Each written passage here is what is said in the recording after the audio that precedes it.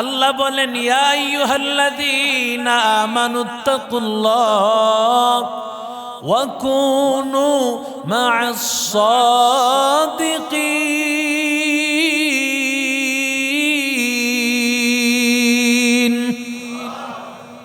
আল্লাহ বলেন ঈমানদারের দল, আল্লাহ তাআলাকে ভয় কর এবং আল্লাহওয়ালাদের সাথে সাদিকিনদের সাথে থাকো।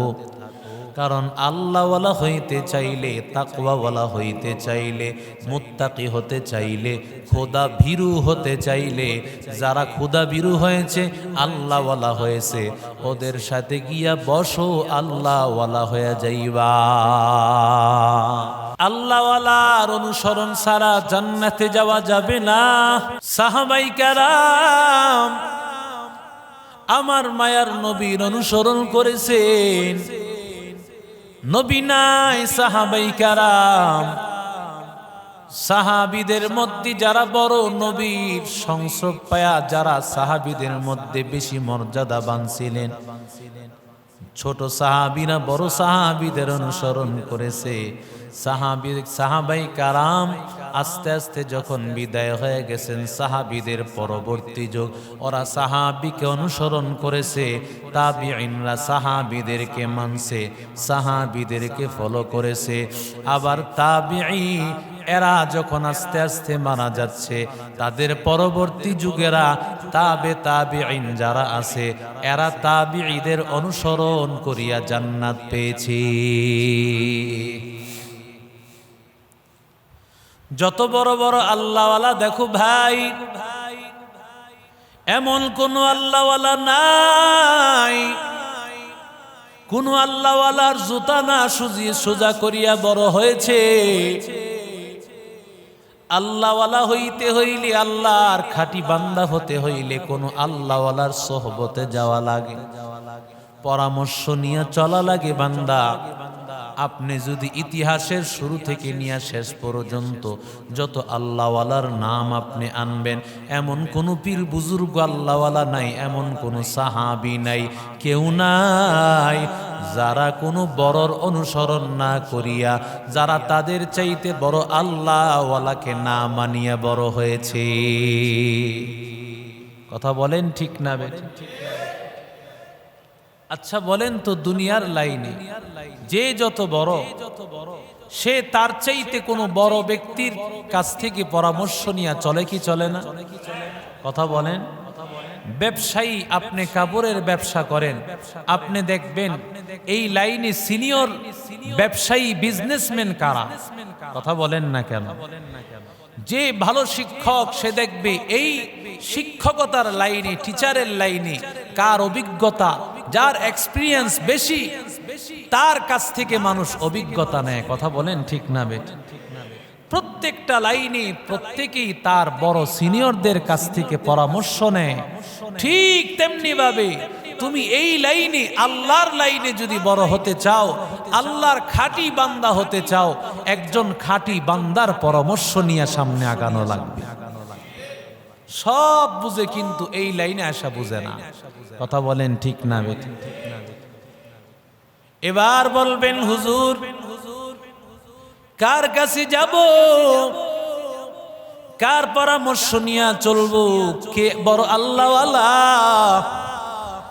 কারণ দুনিয়ার মধ্যে আল্লাহওয়ালার নামে, এই পীর মুরিদের নামে অনেক ব্যবসার অভাব নাই। কথা বলেন না কেন?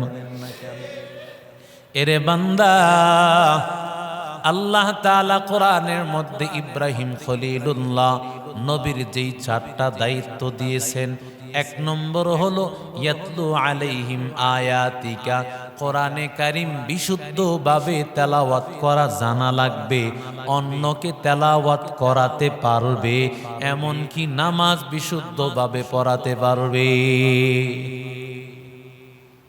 কিন্তু বড় আশ্চর্যের ব্যাপার, বহু পীরের খানকা এমন দেখা যায়, পীর সাহেব নামাজ পড়ে কিন্তু ইমামতি করতে জানে না।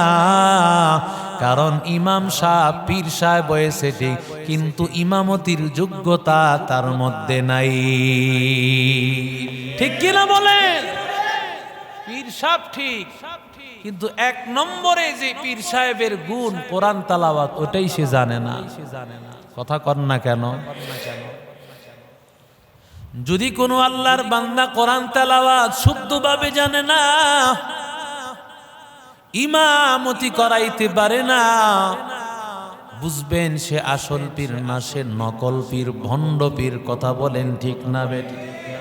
তবে ভণ্ড কথাটা আমি বলতে পারি না, কারণ আমার ওস্তাদ একটা কথা বলে দিয়েছেন, ভণ্ড শব্দটা ভালো মানুষের জবানে মানায় না। এই জন্য আমি প্রায় সময় ভণ্ড বলি না, বেদাতি পীর, নকল পীর। কথা বলেন ঠিক না বেটি? ওরা তো আমাদেরকে গালি দেয়। মাইক পাইলেই দেখেন না এক শ্রেণীর মানুষ কয় খালি কাফের আর কাফের। কথা কন না কেন? বাড়ান একটু, বাড়ান, রিবাবটা বন্ধ করে, রিবাবটা কমায়। তুমি যদি কাউকে কাফের বলো, সে যদি কাফের না হয়ে থাকে, নবীজি বলেন এই কুফরি তোমার উপর পড়বে। নাউজুবিল্লাহ বলেন না? একজন মুনাফিক না, কিন্তু তুমি তারে মুনাফিক বললা। একজন ফাসিক না, তুমি তারে ফাসিক বললা। একজন চোর না, তাকে তুমি চোর বললা। এই অপবাদ তুমি তাকে দিলা না, যেন তোমার মাথার উপর আসলো। কথা বলেন ঠিক না বেটি? পীর সাহেবের এক নম্বর দায়িত্ব হলো কোরআনের তিলাওয়াত।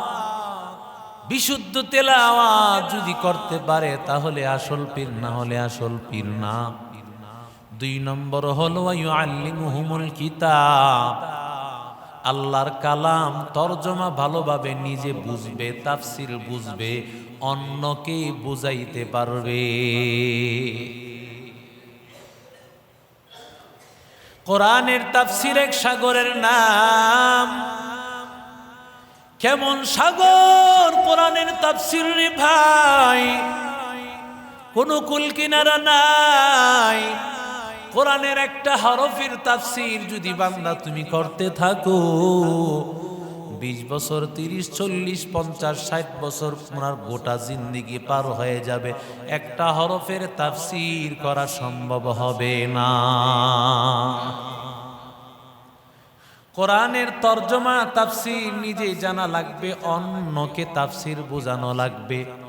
আল্লামা শাহ ওলিউল্লাহ মুহাদ্দিসে দেহলভী রহমতুল্লাহ আলাইহি একটা মাপকাঠি দিয়েছেন তাফসিরে জালালাইন। ওলামায়ে কেরামেরা বুঝবেন।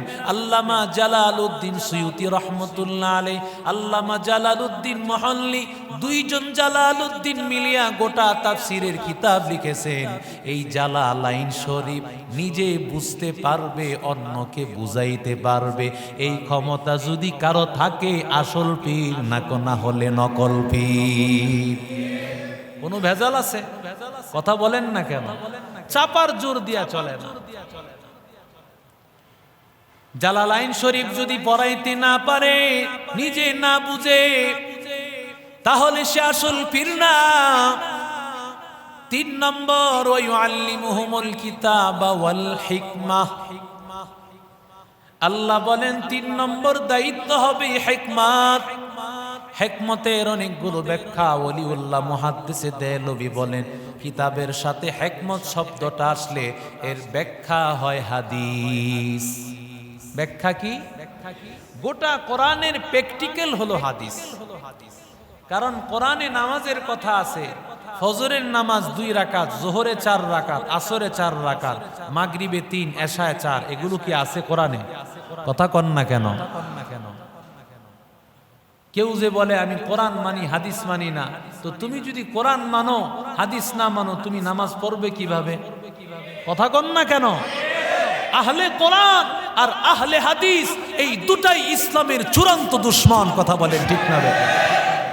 আহলে কোরআনও কেউ হতে পারে না, আহলে হাদিসও হতে পারে না। এটা আমি প্রায় সময় পরিষ্কার করেছি। আহলে হাদিস, হাদিস মানি কেউ সম্ভব না, কারণ একই বিষয়ে 10 রকমের হাদিস আছে। সব নবীজির হাদিস না, তোমার বাবার কথা। কথা বলেন না কেন? 10 রকম তুমি পারবে না। তাহলে পারবে কিভাবে? সমন্বয় করা লাগবে। তো সমন্বয় করবে কিভাবে? নবীজি কখনো বুকে হাত বাঁধছেন, কখনো নাভির উপরে, কখনো নাভির নিচে, কখনো হাত ছেড়ে দিয়েছেন। তো তুমি মানবা কোনটা? আহলে হাদিস হলে, বাবের বেটা হলে সবগুলোর উপর আমল করে দেখাও। কথা বলেন না কেন? যদি তুমি কও বুকের উপর হাত, তো আর বাকিগুলো তোমার বাবার হাদিস। কথা কন না কেন?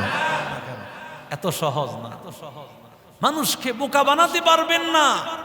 এখন সমাজ এত পিছায় না। এরে নবীর আশিক উম্মতের দল, হাদিসের ভান্ডার কানজুল উম্মাল নামক একটা হাদিসের কিতাব আছে। 44,000 হাদিস আছে। আরো আসতে কন। আপনারা তো জানেন বুখারী শরীফ, বুখারী শরীফ কানজুল উম্মালে 44,000 হাদিস আছে। কত হাজার হাদিস? বুখারী শরীফের মধ্যে সামান্য কিছু হাদিস। মুসনাদে আহমদ ইবনে হাম্বল 52 খণ্ড হাদিসের কিতাব, 39,000 ওই হাদিসের কিতাবে হাদিস আছে। সব হাদিস, একটাও হাদিস ছাড়া প্রত্যেকটা হাদিস হাদিস হিসাবে কোনটা দুর্বল হতে পারে না, জয়ীফ হতে পারে না। কারণ আমার নবী জিন্দিগিতে দুর্বল কথা কোনোদিন বলে না। সনদ হিসাবে সহিহ হয়, হাসান হয়, জয়ীফ হয়, সেটা আমি আপনি বুঝবো না। সেটা হাদিস বিশেষজ্ঞ যারা আছেন তারা বুঝবেন হাদিস কখন সহিহ হয়, কখন হাসান হয়, কখন জয়ীফ হয়। এত সহজ। আপনি জয়ীফ জয়ীফ বলতে কি বুঝান? জয়ীফ বলতে সাধারণ মানুষ যেটা বুঝে, বুঝাইতে চায় হাদিস দুর্বল। দুর্বল মানে এটা চলে না। আপনি কি জানেন আমার নবী জিন্দিগিতে এমন কোন কথা বলছে যেই কথার মধ্যে দুর্বলতা আছে? এই কথা কেউ যদি বিশ্বাস করে ঈমান থাকবে? কথা বলেন। এবার 3 নম্বর গুণ, ওয়াল হিকমাতা, যিনি আসল পীর হবে তিনি হাদিস পড়াতে জানবেন। কেমন হাদিসের কিতাব?